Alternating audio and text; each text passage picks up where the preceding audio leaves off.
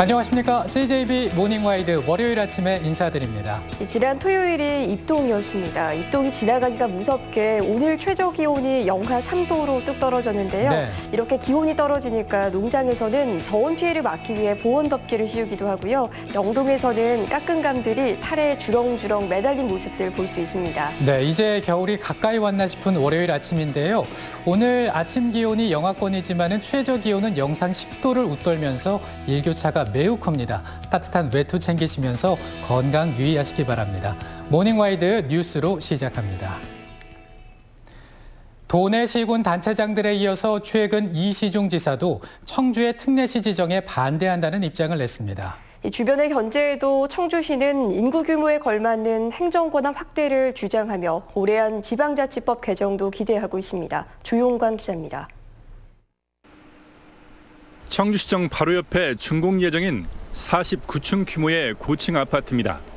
올해 청주에서 건축되는 21층 이상 건축물은 전체 67%인 75건으로 모두 충청북도의 건축허가 대상입니다.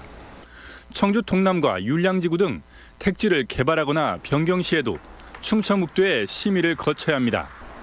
인구 85만의 청주시는 행정 여건에 걸맞는 권한 확대를 요구하고 있습니다.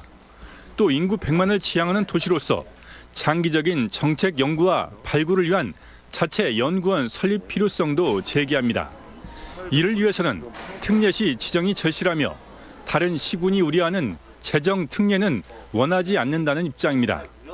저희들 청주시에 맞는 자율권, 행정에 대한 자치권 이런 게 좀 더 필요하다고 생각하고 그 자치권, 자율권을 뒷받침하기 위해서 어떤 연구원 이런 게 좀 필요하다고 생각합니다. 최근에는 특례시 지정을 두고 청주 대 비청주로 나뉘는 분위기입니다. 도내 다른 시군이 청주 쏠림 현상을 경계하며 반대 입장을 보이는 가운데 이시중 지사도 여론 부담을 무릅쓴 채 공개적인 청주 특례시 반대 입장을 표명하고 있습니다. 특자, 특별시, 광역시, 특별자치시, 특별자치도 특례시까지 포함하면 3,600만. 그래서 대한민국은 특례시, 특별시 공화국이 될 것이다. 이에 대해 도와의 갈등을 우려해 공개 발언을 삼가해온 한범덕 시장이 최근 인구 50만 이상 대도시 협의회에서 특례시 지정을 촉구하며 목소리를 내기 시작했습니다. 전국적으로 행정체계 개편 논의가 불붙고 있는 가운데 충북도 이견을 갈등으로 바라볼 게 아니라 보다 광범위한 논의의 출발점으로 삼자는 목소리가 나오고 있습니다. CJB 뉴스 조용광입니다. 충주 의료원이 의료 취약계층의 환자와 보호자들을 위한 무료 셔틀버스 재추진에 나섰습니다. 불과 20일 만에 4천여 명이 서명운동에 동참했는데 허가권자인 충주시가 어떤 결론을 내릴지 주목됩니다. 이윤영 기자의 보도입니다. 계명산 중턱에 자리한 충주의료원. 도내 북부권 유일의 공공의료기관입니다.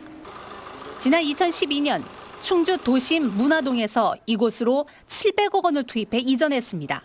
하지만 충주의료원 새 청사는 도심과 많이 떨어져 있는 데다 시내버스 등 대중교통의 운행도 원활하지 않아서 환자와 보호자들의 불편이 계속되고 있습니다.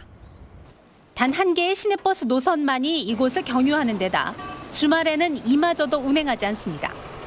주 이용객이 의료 취약계층이나 장애우들이다 보니 비싼 요금의 택시나 자차를 이용하기도 쉽지 않습니다.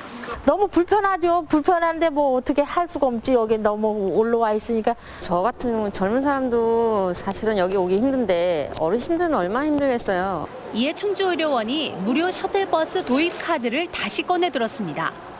허가권자인 충주시에 셔틀버스 운행을 승인해달라는 서명운동에 나섰는데 불과 20일 만에 4천여 명이 서명운동에 동참했습니다.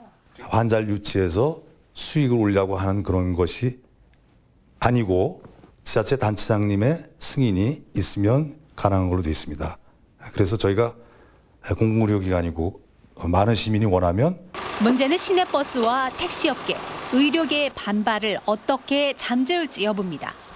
지난 2015년에도 승객 감소를 우려한 이들의 강한 반발로 결국 중단된 선례가 있기 때문입니다. 병원들도 경쟁 관계에 있는 것도 있고 뭐 여러 가지 이제 돌출되는 문제점도 있지만 또 이제 시민 편의 차원이고 이제 거기에 공공기관이고 좀 형평성 문제라든가 그런 것도 있지만 또 고려해 볼 부분도 많이 있거든요. 한편 서울의료원을 비롯한 부산, 인천 등 국내 다수의 의료원에서는 이미 10여 년 전부터 무료 셔틀버스를 운행하고 있습니다. CJB 뉴스 이윤영입니다. 청주에는 주민의 힘으로 동네 기록물을 모으는 동네 기록관이 있는데요. 사진 기록부터 몸으로 하는 기록까지 다양한 방법으로 기록이 진행되고 있습니다. 안정은 기자입니다. 청주 영운동의 한 문화공간에 동네 주민들이 모였습니다. 지난 9월 주민들의 일상과 동네 이야기를 기록하는 동네 기록관으로 지정됐기 때문입니다. 청주 이야기들을 많이 알고 계신 분들이 그냥 돌아가시는 분들이 많으시더라고요. 그래서 그런 것들이 되게 안타까워서 그분들이 갖고 계시는 삶의 이야기나 이렇게 소중하게 여기는 많은 것들이 그냥 사라져가지 않았으면 좋겠다라는 생각으로 추억의 물건이 가득한 전방부터 영운동 역사가 담긴 사진 기록관까지 세대 간 소통의 장을 마련했습니다. 신안을 먹어가지고 이게 그냥 갑자기 들어서 했으니까 그래서 했는데 어쨌든 이 집이 이제 그때 그 집이 아직도 남아있다는 거.